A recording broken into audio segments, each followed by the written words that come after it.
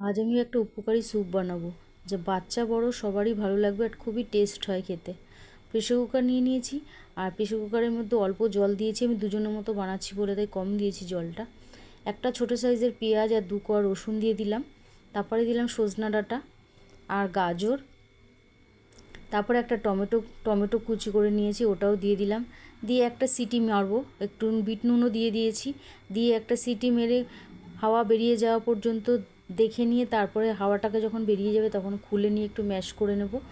Mash করে নিয়ে তারপরে আমি একটা ছাঁকনি দিয়ে ছেঁকে ভালো করে পাল্পটাকে বের করে নেব, আর ছাবড়াগুলোকে সব ফেলে দেব। এইভাবে একবার স্যুপটা বানিয়ে দেখতে পারো, খুবই ভালো হয় খেতে।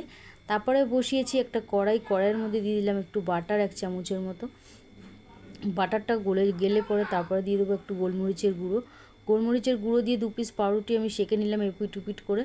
পাউরুটি দিয়ে খেতে কিন্তু অসাধারণ লাগে, একবার খেয়ে দেখতে পারো। তারপরে আমি পাউরুটিটাকে তুলে নিয়ে ওই কড়াইয়ের মধ্যেই দিয়ে দিলাম আমি ওই স্যুপটাকে ভালো করে একটুখানি নাড়িয়ে চাড়িয়ে নিয়ে একটুখানি সামান্য 1/2 চামচের মধ্যে কর্নফ্লাওয়ার দিলাম, আর একটু নুন লাগবে ওটাও দিয়ে দিলাম, আর একটু গোলমরিচ দিয়ে নামিয়ে নেব। তারপরে আমি নামিয়ে নিয়ে একটু বাটার দিয়ে সার্ভ করে দেবো। রেসিপিটা ভালো লাগলে লাইক কমেন্ট শেয়ার করো।